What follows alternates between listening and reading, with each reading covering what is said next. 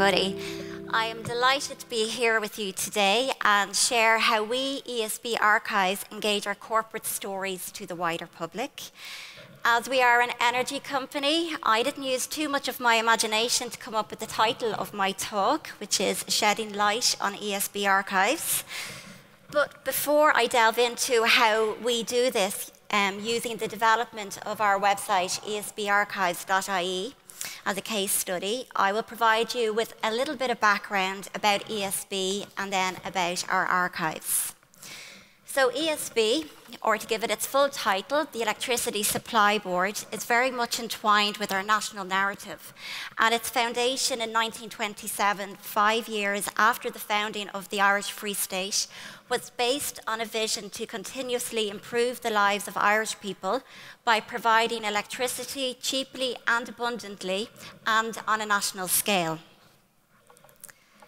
Today, ESB is Ireland's foremost energy company with over 1.4 million customers and the largest supplier of renewable electricity. Since 1975, ESB has shared its expertise globally through our engineering consultancy company, ESB International, with projects completed today in 120 countries in Europe, the Middle East, Africa, and Asia. As a semi-state company, ESB contributes over €2 billion annually to the Irish economy and provides employment to nearly 8,000 employees. Based in Dublin, a few kilometres from our headquarters, in 1991, ESB Archives was founded. With the redevelopment of the archives team in 2015, for the first time, 2 professional archivists were employed, myself and my colleague Kirsten. The purpose of our appointments was to leverage the archive collection on a substantial scale, led internally by Brian with a background in IT, and our brief was to digitise the archive. This brief effectively transformed into the development of our website and opening our stories rather than digitising the entire 8,000 boxes of our collection. If we did that, I certainly wouldn't be with you here today. The planning began in earnest soon after all of our new appointments, and it really was the most enjoyable baptism of fire. As a team, we took full control to create, direct, and manage our website by using open source technology rather than to outsourcing to website designers or copywriters. Our aim was to share our stories with a global audience and provide a beautiful, informative, enjoyable, and 24/7 visual archives experience.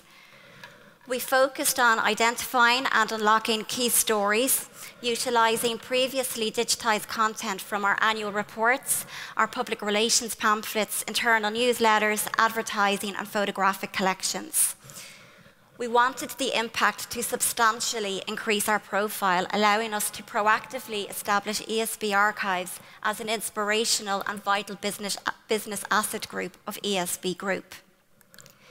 We wrote our own content in a storytelling style, and using a free cloud service, we also created colourful infographics to make things clearer, and this can be seen throughout our website. Last year, 2016, marked the 70th anniversary of the Rural Electrification Scheme, which began when the greater part of Europe was coming out of World War II. It took over 20 years to complete and saw over 300,000 customers in rural Ireland connected to an electricity supply, transforming their lives and earning the name of the greatest social revolution in Ireland. To mark this company anniversary, we prioritised this particular story. And like all of our stories throughout our website, we created the style of story boxes, which you are seeing there now on screen, photo galleries, videos, infographics, as well as extracts from our original files to bolster the depth of our heritage stories. The use of open source technology through an interactive Google map was also instrumental in detailing the key facts extracted again from the original files in the archives. A summary of how many poles were used, dates of installation, how many customers are all recorded, alongside an opportunity to view the original map of the scheme. We highlighted the stories of how we worked in the local community and with volunteer groups, such as the Irish Country Women's Association, and national farming groups who were the main influencers and advocates of the scheme. By sharing stories from the 792 areas of the scheme, we have provided a sense of ownership to the communities who embraced the coming of electricity. As well as developing our website, we also used traditional methods to share our stories. We collaborated with 2 journalists on a publication which quite timely made it to the best-selling list for the Christmas market, and a radio documentary called Then There Was Light, which published nearly 100 previously untold news stories on rural electrification, and these stories are now also preserved in our archives. The radio documentary was aired on the day of the 70th anniversary of the raising of the first pole of the scheme, earning significant media coverage of our brand, and you're also viewing some of the key contributors to that book there. The decommissioning of power stations led to the establishment of ESB Archives back in 1991, as it became apparent that this part of our industrial heritage needed to be preserved.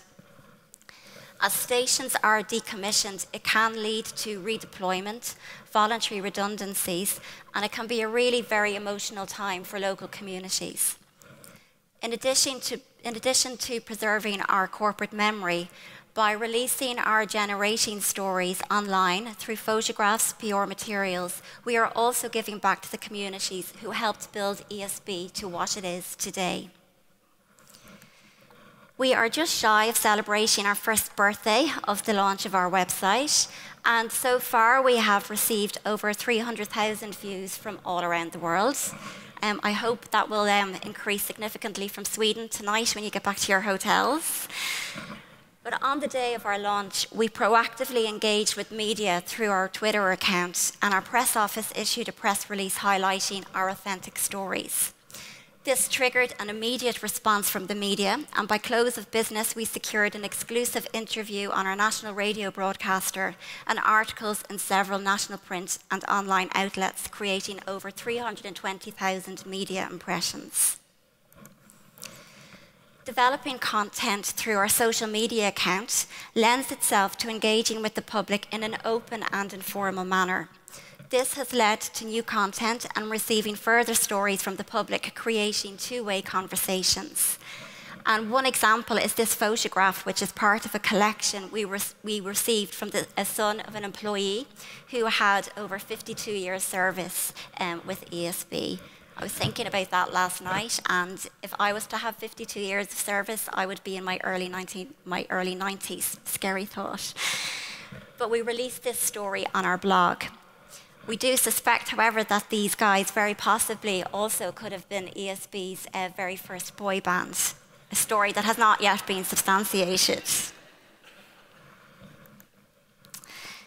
We have also been proactive in creating new partnerships and collaborations in the heritage sector, mainly through exhibitions, public talks, and seminars.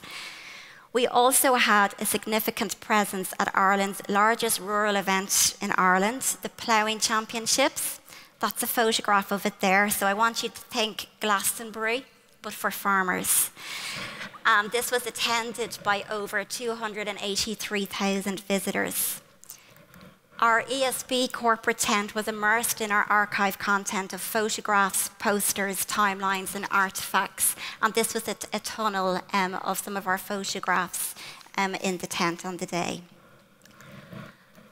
No doubt, like all of your archives, our advertising collection highlights social and cultural trends. By prioritising the outsourcing of the digitisation of our advertising collection, we have literally utilised this content hot off the press as an engagement tool on our social media accounts. By immediately unlocking this content, we also show our stakeholders an instant return on the investment of digitisation. So with this in mind, a few months ago, we approached St. Patrick's Festival to explore new avenues to share our stories to the public. And as I'm sure you all know, St. Patrick's Day is our national holiday, and it's celebrated throughout the world on the 17th of March. Now, back home, we like to have the crack, and to celebrate St. Patrick's Day, there is not one, but a 4-day festival in our capital city to celebrate. So our approach resulted in us partnering with the festival and curating an exhibition entitled ESB Advertising a Brighter Future. This exhibition was also a strategic fit to our brand's core purpose today, showing that our company has always worked towards creating a brighter future. The following day, the exhibition moved to an outdoor family event. Along with our corporate events team, we hosted creative workshops for children where they had a hands-on experience creating their own windmills and balloon cars, educating them in a fun and interactive way on how ESB are leading the way in the transition towards a low-carbon future. So over the last year, we have shared our corporate stories to the public in a way that had previously not been done in our company.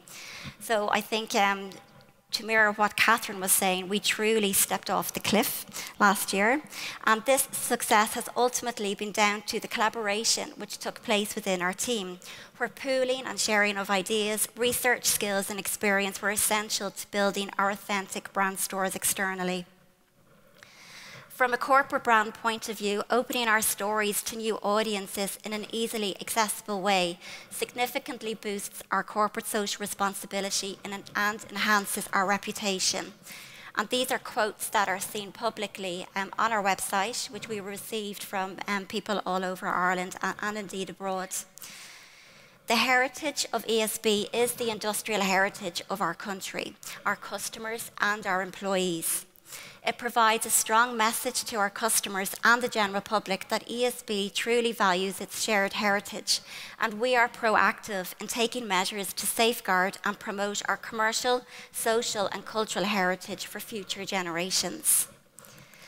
And finally, I am proud to say that the importance of using our true stories has not gone unnoticed by our company. Within a short space of time, we have received an internal recognition by winning an Innovation Award in the category of Corporate Social Responsibility for developing and unlocking the heritage of ESB on our website. And the photograph in the middle there is the actual award that we won on his way into work the next morning, admittedly a little bit worse for wear. The work to date has provided a very sound platform which can now be used to progress further ambitious developments. Benefits which will accrue from the implementation to this include the enhanced protection of our overall archive collection, greater public access, and even greater ESB brand recognition and support. Thank you.